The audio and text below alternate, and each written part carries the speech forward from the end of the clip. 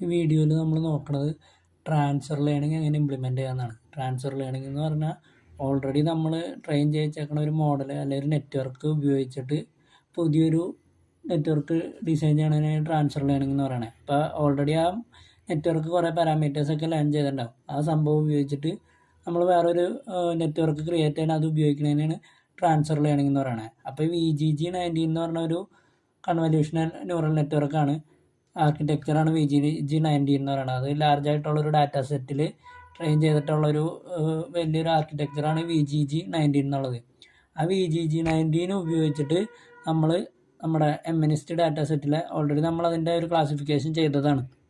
Hand written digits classify ചെയ്യാനുള്ളത് സാധാരണ നമ്മൾ ചെയ്തതാണ്. ഇവിടെ അതിന് പകരം ഓൾറെഡി ഈ VGG ഉപയോഗിച്ചിട്ട് അതിൻ്റെ പാരാമീറ്റേഴ്സ് വെച്ചിട്ട് എങ്ങനെ ഒരു നെറ്റ്വർക്ക് ക്രിയേറ്റ് ചെയ്യുക എന്നുള്ളതാണ് ഇന്നത്തെ വീഡിയോയിൽ നോക്കണേ. അപ്പോൾ നമ്മൾ സാധാ ചെയ്യാറുള്ള ഇമേജിൻ്റെ ഇതുവരെ ചെയ്തേക്കണം വെച്ചാൽ ഇതിൽ കുറച്ചുകൂടി പാക്കേജസും അതേപോലെ പ്രീ പ്രോസസ്സിങ്ങും കുറച്ച് കൂടുതലുണ്ട്. ബാക്കിയെല്ലാം സെയിം ആണ്. അപ്പോൾ ആ ടേമുകൾ എന്താണെന്ന് മനസ്സിലാക്കി വെച്ചാൽ അത് ഓർക്കാൻ വേണ്ടിയിട്ട് ഇതൊക്കെ കാണുമ്പോൾ നിങ്ങൾക്ക് കുറവുള്ള പോലെ തോന്നും. ഇപ്പോൾ ഈ പ്രീ പ്രോസസ്സിങ് അതപ്പോൾ എന്താണെന്നുള്ളത് അണ്ടർസ്റ്റാൻഡ് ചെയ്ത് കഴിഞ്ഞാൽ പിന്നെ കുഴപ്പമുണ്ടാവില്ല. അല്ലാണ്ട് ഇങ്ങനെ ഇത് കാണാപ്പാടം പഠിക്കാൻ നിന്നാൽ ഭയങ്കര പണിയായിരിക്കും. അപ്പോൾ ഓരോന്ന് എന്താണെന്ന് ഞാൻ പറയാം. പിന്നെ ഇത് മോഡൽ ഞാൻ ഓൾറെഡി റൺ ചെയ്ത് വെച്ചേക്കണേണ്. കാരണം ഇത് റണ്ണാവാൻ കുറച്ച് നേരം എടുക്കും. ആ കാരണം കൊണ്ട് ഞാനത് ഓൾറെഡി മോഡൽ നേരത്തെ റൺ ചെയ്ത് വെച്ചിട്ടുണ്ട്. ഓരോന്ന് എന്താണെന്ന് ഞാൻ പറയാം. ഫസ്റ്റ് തന്നെ നമുക്ക് വേണ്ട ലൈബ്രറീസ് എല്ലാം ഇമ്പോർട്ട് ചെയ്യണം. മാറ്റ്പ്ലോട്ലിബ്, NumPy, അതേപോലെ ഈ ഡാറ്റാ സെറ്റ്, മോഡൽസ്, ലെയേഴ്സൊക്കെ നിങ്ങൾക്ക് ഇപ്പോൾ പരിചയമുണ്ടാവും, യൂട്ടിൽസ്. കാരണം നമ്മൾ കുറേ പ്രോഗ്രാമിൽ അത് ഉപയോഗിച്ചു. ഇപ്പോൾ ഇതുവരെ ഉപയോഗിക്കാത്തതെന്ന് വന്നേക്കണം എന്താണെന്ന് വെച്ചാൽ പുതിയതായിട്ട് ഇവിടെ വന്നാണ് കേരാസിന്ന് ആപ്ലിക്കേഷൻസ് എന്ന് പറഞ്ഞാൽ ഇമ്പോർട്ട് ചെയ്തിട്ടുണ്ട്. അത് VGG90 ഉപയോഗിക്കാൻ വേണ്ടിയിട്ടാണ് അതിരിക്കുന്നത്. കേരാസിലെ ആപ്ലിക്കേഷൻസിലാണ് അതിരിക്കുന്നത്. VGG90 ഇമ്പോർട്ട് ചെയ്തിട്ടുണ്ട്. അതേപോലെ തന്നെ ഈ VGG90 തന്നെ ഒരു മെത്തേഡ് ഉണ്ട്, പ്രീ പ്രോസസ് ഇൻപുട്ട്, അത് ഇമ്പോർട്ട് ചെയ്തിട്ടുണ്ട്. എന്തിനാ ഞാൻ പറയാം. അപ്പം ഇവിടെ നമുക്ക് ഇതുവരെ ഇല്ലാത്തതെന്ന് പുതിയതായിട്ട് വന്നേക്കുന്ന കാര്യങ്ങൾ ഏതാണെന്ന് വെച്ചാൽ ഒന്ന് ഈ സംഭവം കേരാസ് ആപ്ലിക്കേഷൻസിൽ ഇമ്പോർട്ട് VGG90. അത് എന്തിനാന്ന് വെച്ചാൽ എന്നാലാണ് നമുക്ക് VGG90 നെറ്റ്വർക്ക് ഇംപ്ലിമെൻ്റ് ചെയ്യാൻ പറ്റുള്ളൂ. പിന്നെ വന്നേക്കണത് ഈ പ്രീ പ്രോസസ്സ്, അത് VGG90 നെറ്റ്വർക്കിനനുസരിച്ചുള്ള പ്രീ പ്രോസസ്സിങ് ചെയ്യാനുള്ള മെത്തേഡാണ് ഈ പ്രീ പ്രോസസ് ഇൻപുട്ട് എന്ന് പറയുന്നത്. അത് രണ്ടാണ് പുതിയത് തന്നെ. പിന്നെ വന്നേക്കണത് ഇവിടെ ഇമേജ് പ്രീ പ്രോസസ്സിങ്ങിൽ തന്നെ രണ്ട് കാര്യങ്ങളാണ്, ഇമേജ് ടു അറേയും അറേ ടു ഇമേജും. അത് രണ്ടും ഇമ്പോർട്ട് ചെയ്തിട്ടുണ്ട്. അതിരിക്കണത് കേരാസിൽ പ്രീ പ്രോസസ്സിങ്ങിൽ ഇമേജിലാണ് ഈ രണ്ട് പാക്കേജ് ഇരിക്കണത്. അതും ഇമ്പോർട്ട് ചെയ്തിട്ടുണ്ട്. അതെന്തിനാന്ന് വെച്ചാൽ ഇമേജ് ടു അറേ ഇമേജ് അറേക്ക് മാറ്റാനും അറേ ടു ഇമേജ് നമ്മുടെ അറേക്ക് കറസ്പോണ്ടിങ് ആയിട്ട് തിരിച്ച് ഇമേജിലേക്ക് കൺവേർട്ട് ചെയ്യാനാണ് ഈ രണ്ട് മെത്തേഡ് ഉപയോഗിക്കണേ. അത് പ്രീ പ്രോസസ്സിങ്ങിലാണ് ഉപയോഗിച്ചത്. ആ ഭാഗത്ത് ഞാൻ പറയാം. പിന്നെ ഇത് നമുക്ക് സാധാ നമ്മൾ മെഷീൻ ലേണിംഗ് പ്രോഗ്രാംസിലെല്ലാം ഫെമിലർ ആയിട്ടുള്ളതാണ്, കൺഫ്യൂഷൻ മെട്രിക്സ്, ക്ലാസിഫിക്കേഷൻ പ്രോബ്ലംസിൽ. പിന്നെ സീബോണും നമുക്കറിയാം, നമ്മുടെ പ്ലോട്ടിങ്ങിന് വേണ്ടിയിട്ടാണ് സീബോൺ എടുത്താണ്. അപ്പോൾ നമുക്ക് നോക്കാം. അടുത്ത സ്റ്റെപ്പ് എന്ന് പറഞ്ഞാൽ ഡാറ്റാ സെറ്റ് ലോഡ് ചെയ്യാനും പ്രീ പ്രോസസ്സിങ്ങും ആണ്. ഇതുവരെ നമ്മൾ ചെയ്തതിൽ മെയിനായിട്ട് നോർമലൈസേഷനും അതേപോലെ കാറ്റഗറിക്കൽ വേരിയബിളിനെ മാറ്റലും മാത്രമേ ഉണ്ടായുള്ളൂ. ഇവിടെ അതിന് വ്യത്യാസമായിട്ടൊരു 3 പ്രീ പ്രോസസ്സിങ് സ്റ്റെപ്പ് എക്സ്ട്രാ വന്നിട്ടുണ്ട്. അതെന്താണെന്നുള്ളത് ഞാൻ പറയാം. അപ്പോൾ ആദ്യം തന്നെ ഡാറ്റാ സെറ്റ് ലോഡ് ചെയ്യലാണ്. നമുക്ക് ഓൾറെഡി അറിയാവുന്ന കാര്യങ്ങളാണ്. ഇവിടെ ട്രെയിൻ ഇമേജ് ട്രെയിൻ ലേബലിനൊക്കെയാണ് കൊടുത്തത്. അതിന് നിങ്ങളിപ്പോൾ എക്സ് ട്രെയിനും അതേപോലെ വൈ ട്രെയിനോ ഉപയോഗിക്കണമെങ്കിൽ കുഴപ്പമില്ല. ഈ ഒരു ഞാൻ കോഡ് എടുത്തതിൽ ഇങ്ങനെ കിടന്ന കാരണമാണ് ഈ പേര് തന്നെ കൊടുത്തത്. ഇവിടെ ട്രെയിൻ ഇമേജസിന് വരെ എക്സ് ട്രെയിനും ട്രെയിൻ ലേബലിന് വരെ വൈ ട്രെയിനും കൊടുക്കാം. അതേപോലെ ഇവിടെ എക്സ് ടെസ്റ്റ് വൈ ടെസ്റ്റ് എന്ന് കൊടുത്താലും കുഴപ്പമില്ല. അപ്പോൾ എപ്പോഴും ഞാൻ ഓൾറെഡി പറഞ്ഞിട്ടുള്ള ഇത് ചെയ്യുമ്പോൾ ഈ നമ്മുടെ ആദ്യം കൊടുക്കുന്ന ടപ്പിൾ ട്രെയിനിങ്ങിൻ്റെ വേരിയബിൾസും രണ്ടാമത് കൊടുക്കുന്നത് ടെസ്റ്റിങ്ങിൻ്റെ ആയിരിക്കണം. അപ്പോൾ ഇത് റണ്ണായി കഴിയുമ്പോൾ ഇതിനകത്തേക്ക് നമ്മുടെ ഡാറ്റ വരും, ലേബലും അതേപോലെ ഇമേജും. ഈ സംഭവം റണ്ണായി കഴിയുമ്പോൾ ഈ വേരിയബിളിൽ തന്നെ ഇമേജ് എന്ന് പറഞ്ഞാൽ അറേ ഫോമിലായിരിക്കുക. ഇതിലേക്ക് റിട്ടേൺ വന്നത് ഒരു അറേ ആയിരിക്കും. ഇമേജിൻ്റെ ഡാറ്റ അറേ ഡാറ്റ ആയിട്ടാണ് ഈ സംഭവത്തിൽ ഇരിക്കുക. അപ്പോൾ അടുത്തത് എന്താ ചെയ്യണമെന്ന് വെച്ചാൽ നമ്മുടെ ഈ VGGNet എന്ന് പറഞ്ഞാൽ അത് കളറാണ്, കളർ ഇമേജിലാണ് അത് എടുക്കണത് ഇൻപുട്ടായിട്ട്. നിങ്ങൾക്കറിയാം MNIST data set grey scale image ആയിരിക്കണമെന്നറിയാം. അത് കാരണം തന്നെ അതിൻ്റെ ഡയമെൻഷൻ ഒന്നാണ്, ഒറ്റ ചാനലേ ഉള്ളൂ. അപ്പോൾ ആദ്യം ചെയ്യണം എന്താണെന്ന് വെച്ചാൽ നമ്മളിതിനെ മൾട്ടി ഡയമെൻഷനിലാക്കാണ്. 3 ചാനലാക്കാൻ വേണ്ടിയിട്ട് 3 ഡയമെൻഷനാക്കാൻ മാറ്റാൻ വേണ്ടിയിട്ടാണ് ഇത്രയും ഭാഗത്തെ പരിപാടി ചെയ്യണത്. അപ്പോൾ ഇതെന്താ ചെയ്യണമെന്ന് വെച്ചാൽ ഈ NP നിങ്ങൾക്കറിയാം നംപയുടെ ഇതാണ്. അപ്പം നംപയിലൊരു മെത്തേഡാണ് ഈ എക്സ്പാൻഡ് ഡൈംസ് എന്നുള്ളത്. ഇതെന്താ ചെയ്യണമെന്ന് വെച്ചാൽ ഡൈമെൻഷൻ കൂട്ടാൻ വേണ്ടിയിട്ടാണ്. നമ്മൾ എന്താണോ കൊടുക്കണേ അത്രയും ഡൈമെൻഷൻസ് ഇതിലേക്ക് എക്സ്ട്രാ ക്രിയേറ്റ് ചെയ്ത് കിട്ടും. അതിൻ്റെ എക്സാമ്പിൾ കാണിക്കാൻ വേണ്ടി ഞാൻ വേറെ ഒരെണ്ണം ഇവിടെ എടുത്തിട്ടുണ്ട്. അത് വർക്ക് ചെയ്ത് കഴിയുമ്പോൾ നിങ്ങൾക്ക് ഒന്നുകൂടി മനസ്സിലാവും. അപ്പോൾ ഈ എക്സ്പാൻഡ് ഡൈംസ് എന്ന് പറയുന്നത് നമുക്ക് എക്സ്ട്രാ ഡൈമെൻഷൻ അറയിലേക്ക് ആഡ് ചെയ്യാൻ വേണ്ടിയിട്ടുള്ളതാണ്. അതേപോലെ റിപ്പീറ്റ് എന്താണെന്ന് ഞാൻ പറയാം. ഇപ്പോൾ ഈ എക്സ്പാൻഡ് ടൈംസ് ചെയ്ത് കഴിയുമ്പോൾ എന്താ പറ്റണമെന്ന് കാണിച്ചു തരാം. ഇപ്പോൾ ഈ ഒരു എക്സാമ്പിൾ നോക്കാം. ഇവിടെ ഈ അറേ എന്ന് പറയണതിൽ ഇപ്പോൾ ഈ അറയുടെ അകത്ത് ആകെ ഈ ഒറ്റ സിംഗിൾ ഡയമെൻഷനിലുള്ള ഒരൊറ്റ അറേ ഉള്ളൂ. 3 എലമെൻ്റ് ഉള്ള ഒരൊറ്റ അറയാണ് ഈ ARൻ്റെ അകത്തുള്ളൂ. അപ്പോൾ എന്നിട്ട് ഞാൻ ഇവിടെ ഈ എക്സ്പാൻഡ് ടൈംസ് ഉപയോഗിച്ച് കഴിയുമ്പോൾ എന്താ പറ്റണമെന്ന് നോക്കുമോ.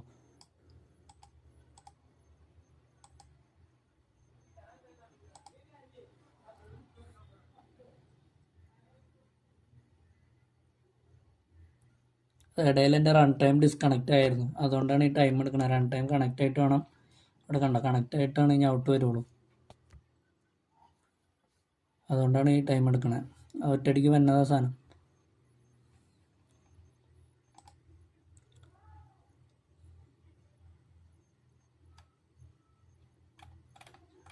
അത് ഈ റൺ ടൈം റീസ്റ്റാർട്ട് ആയപ്പോൾ പാക്കേജസ് എല്ലാം വീണ്ടും റീറൺ ചെയ്യണമല്ലോ.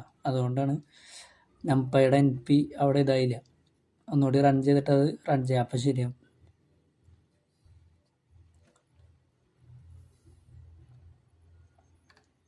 അതുപോലെ ഇത് ചെയ്യുമ്പോൾ നിങ്ങൾ ഈ CPU-ന് പകരം GPU ഇട്ട് ചെയ്യണമായിരിക്കും നല്ലത്. എന്നാലേ ഇത്തിരി കൂടി സ്പീഡിൽ വർക്ക് ചെയ്യുള്ളൂ.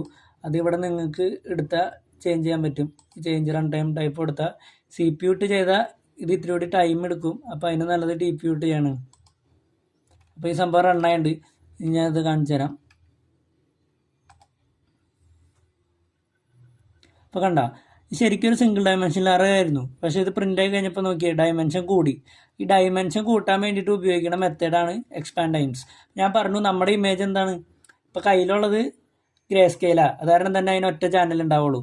അപ്പോൾ നമ്മൾ എന്ത് ചെയ്യുമെന്ന് വെച്ചാൽ അത് കളറാക്കാൻ വേണ്ടി അതിനെ 3 ചാനലായിട്ട് എക്സ്പാൻഡ് ചെയ്യും.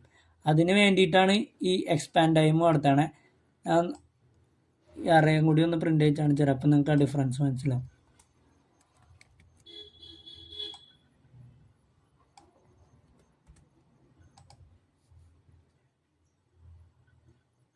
കണ്ട ഇതായിരുന്നു ഒറിജിനൽ അറേ. നമ്മൾ ഈ എക്സ്പാൻഡ് ചെയ്തപ്പോൾ കണ്ട ആ അറേക്ക് ഒരു ഡയമെൻഷൻ കൂടി വന്നു. സിംഗിൾ ഡയമെൻഷനിൽ ഉണ്ടായിരുന്ന സാധനം 2 ഡയമെൻഷനിലേക്ക് മാറി. അതാണ് ഈ എക്സ്പാൻഡ് ടൈംസ് വെച്ച് ചെയ്യണേ. അതെന്തിനാന്ന് വെച്ചാൽ പറഞ്ഞു നമ്മുടെ VGG നെറ്റിൻ്റെ അകത്തേക്ക് കളർ ഇമേജ് എടുക്കണേ. നമ്മുടെ കയ്യിലുള്ളതാണെങ്കിൽ ഗ്രേ സ്കെയിലും. അപ്പോൾ അതിനൊറ്റ ചാനലുള്ളൂ. ആ ചാനലിൻ്റെ എണ്ണം കൂട്ടാൻ വേണ്ടിയിട്ടാണ് ഇവിടെ നമ്മൾ ഈ വീണ്ടും എക്സ്പാൻഡ് ടൈംസിലേക്ക് ആ സാധനം പാസ് ചെയ്യണേ. പിന്നെ ഈ ആക്സിസ് ഈക്വൽ ടു -1 എന്ന് പറഞ്ഞാൽ അത് ഏത് പൊസിഷനിൽ വരണമെന്നുള്ളതാണ് ആക്സിസ് ഈക്വൽ ടു -1 എന്ന് കൊടുക്കുന്നത്. അത് തന്നെ നമുക്കറിയാം 3 ചാനലാവണം. അതുകൊണ്ടാണ് ഈ 3 എന്ന് പറഞ്ഞു കൊടുത്താണ്. അത് മൊത്തത്തിൽ വരുന്നത് ഈ റിപ്പീറ്റിൻ്റെ അകത്താണ്. ഈ ഒരു സംഭവം ചെയ്യണം എന്തിനാണെന്ന് വെച്ചാൽ ഡയമെൻഷൻ കൂട്ടാൻ. അതേപോലെ 3 തവണ ആ വാല്യൂ സെയിം വാല്യൂ തന്നെ എടുക്കണം. അതാണ് ഏറ്റവും എളുപ്പം പണി. നമ്മുടെ ആ ഒറ്റ ഇതിലുള്ള വാല്യൂ എന്താണോ അത് തന്നെ 3ന് ഈക്വലായിട്ട് കൊടുക്കും. Rനും Gക്കും Bക്കും അതിന് 3ന് ഈക്വലായിട്ട് കൊടുക്കും. അതിനാണ് ഈ 3 കൊടുത്തണേ. റിപ്പീറ്റ് ഫംഗ്ഷൻ എന്താ ചെയ്യണമെന്ന് വെച്ചാൽ നമ്മൾ പാസ് ചെയ്യണ വാല്യൂ എത്രയാണ് പാസ് ചെയ്യണം അത്രയും തവണ റിപ്പീറ്റ് ചെയ്യും. അത് ഇത് വർക്ക് ചെയ്യുമ്പോൾ നിങ്ങൾക്ക് ക്ലിയർ ആവും. ഇവിടെ ഇപ്പോൾ കണ്ട ഈ ഒരു അറേ ഉണ്ട്. 1 2 3 എന്ന് പറഞ്ഞ ഒരു അറയാണ്. അത് ഞാൻ റിപ്പീറ്റിലേക്ക് പാസ് ചെയ്യാണ്. എന്നിട്ട് ഇവിടെ കൊടുത്താണ് 3 എന്നാണ്. ഇപ്പോൾ കണ്ട ആ ഡിഫറൻസ് നിങ്ങൾക്ക് മനസ്സിലായില്ലേ. വീണ്ടും ആ ഒരേ വാല്യൂ തന്നെ എത്രയാണോ റിപ്പീറ്റ് കൊടുക്കണേ അത്രയും തവണ റിപ്പീറ്റായി കിട്ടും. അപ്പോൾ നമ്മളത് എക്സ്പാൻഡിൻ്റെ കൂടെ കൊടുക്കുമ്പോൾ എന്താ പറ്റണമെന്ന് വെച്ചാൽ സെയിം അറേ തന്നെ 3 എണ്ണമായിട്ട് വരും. അതാണ് അവിടെ പറ്റണേ. രണ്ടും കൂടി ഒന്നിച്ചുള്ള ഒരു എക്സാമ്പിളും കൂടി ഇട്ടുണ്ട്. ഇതുകൂടി കണ്ടാൽ ചിലപ്പോൾ നിങ്ങൾക്ക് ഇത്തിരി കൂടി ക്ലിയർ ആവുമായിരിക്കും. കണ്ട ഇതായിരുന്നു ഒറിജിനൽ അറേ. എക്സ്പാൻഡഡ് അറേ എന്ന് പറഞ്ഞപ്പോൾ കണ്ട എല്ലാവരും ഡയമെൻഷൻ കൂട്ടി. അതിനകത്തേക്ക് വീണ്ടും റിപ്പീറ്റ് അപ്ലൈ ചെയ്തപ്പോൾ കണ്ട ആ ഫസ്റ്റ് എലമെൻ്റ് തന്നെ 3 എണ്ണത്തിനും കൊടുത്തു. സെക്കൻഡ് എലമെൻ്റ് 3 എണ്ണം ആക്കി. തേർഡ് എലമെൻ്റ് 3 എണ്ണം ആക്കി. അപ്പോൾ എക്സ്പാൻഡ് ചെയ്യുമ്പോൾ ഡയമെൻഷൻ കൂട്ടും. എന്നിട്ട് അതിൽ തന്നെ എല്ലാത്തിലേക്കും വാല്യൂ കിട്ടാൻ വേണ്ടി റിപ്പീറ്റ് ഉപയോഗിക്കും. അതാണ് അവിടെ നടക്കണേ. അപ്പോൾ ഇത് ചെയ്യണം എന്തിനാന്ന് വെച്ചാൽ VGG ആവുകൊണ്ടാണ്. VGG കളർ ഇമേജാണ് എടുക്കണേ. നമ്മുടെ കയ്യിലുള്ള ഗ്രേ സ്കെയിലാണ്. അപ്പോൾ ആ ഗ്രേ സ്കെയിൽ എന്ന് പറഞ്ഞാൽ ഒറ്റ ചാനലേ ഉള്ളൂ. ആ ഒരു ചാനലിനെ 3 ആക്കാൻ വേണ്ടിയിട്ടാണ് ഇത്തരം പരിപാടി ചെയ്തേക്കണേ. ഇതാണ് ഇതിൻ്റെ വർക്കിംഗ്. നിങ്ങൾക്ക് എന്തെങ്കിലും ഓർത്തിരിക്കുക എളുപ്പം വല്ലതും കണ്ടുപിടിക്കുകയാണെങ്കിൽ ആ രീതിയിൽ ഓർത്ത് വെച്ചോ. അപ്പോൾ അടുത്തതെന്ന് പറഞ്ഞാൽ അടുത്ത പ്രീ പ്രോസസ്സിങ് റീസൈസിങ് ആണ്. റീസൈസിങ് ഇവിടെ നമ്മൾ ഇമേജിനെ 48x48 എന്നുള്ള സൈസിലേക്ക് ആക്കുകയാണ്. നമ്മുടെ ഡാറ്റ സെറ്റിലെ സൈസിൽ നിന്ന് ഇമേജിനെ വേറെ സൈസിലേക്ക് മാറ്റാണ്. VGG ശരിക്കും ട്രെയിൻ ചെയ്തതാണത് 212 സൈസിൽ എന്താണ് VGG ട്രെയിൻ ചെയ്തതാണ്. അത് സെർച്ച് ചെയ്ത് നോക്കിയാൽ നിങ്ങൾക്ക് കിട്ടും. ഇത് നമുക്ക് നമ്മുടെ ഇഷ്ടപ്രകാരം നമ്മൾ ചെറിയൊരു സൈസ് എടുത്തേക്കണേണ്.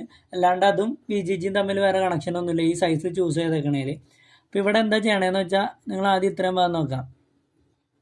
ഉള്ളിൽ നിന്ന് നോക്കണം. ആദ്യം നോക്കിയേ, നമ്മുടെ ഞാൻ പറഞ്ഞു ആ വേരിയബിളിൽ ഇരിക്കണത് അറയായിട്ടാണ്.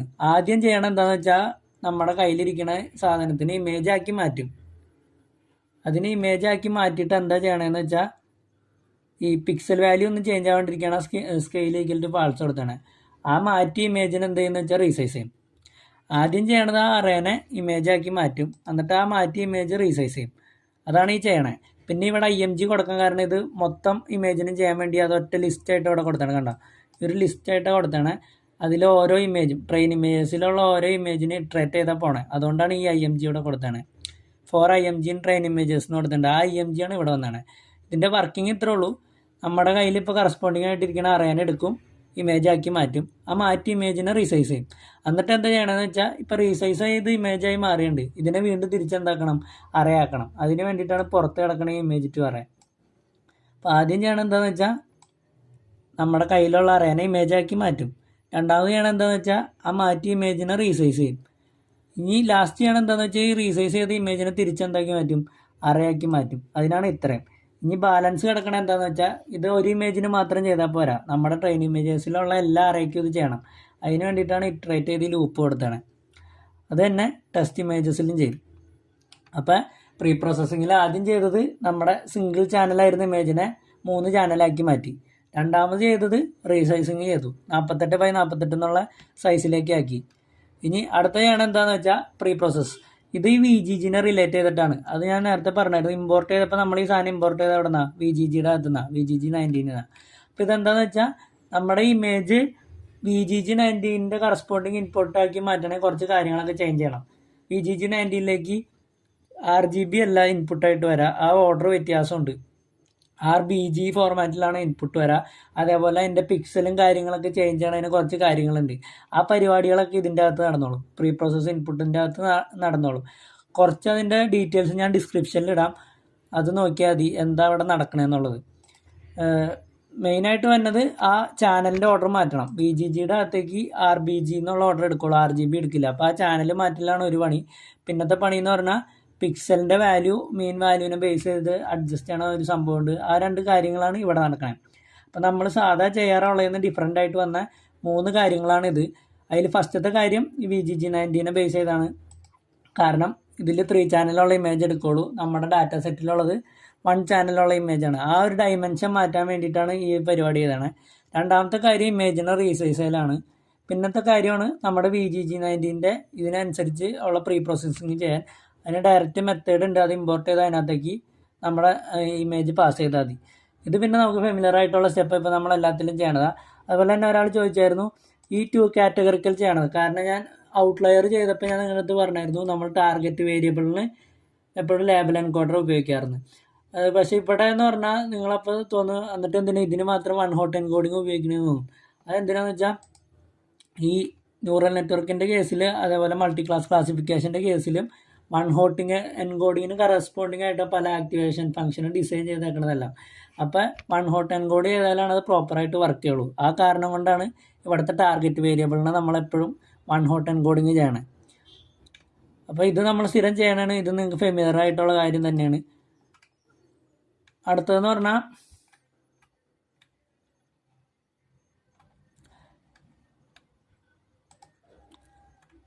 ഇത് ഞാൻ ആ എക്സാമ്പിൾ നിങ്ങൾക്ക് എക്സ്പാൻഡൻസിൻ്റെയും അതേപോലെ റിപ്പീറ്റിൻ്റെയും വർക്കിംഗ് കാട്ടാൻ വേണ്ടി ഇട്ടതാണ്. അത് കോഡിൽ ആവശ്യമില്ല കേട്ടോ, ഇത്രയും ഭാഗം ആവശ്യമില്ല, ഞാൻ കളയാണ്.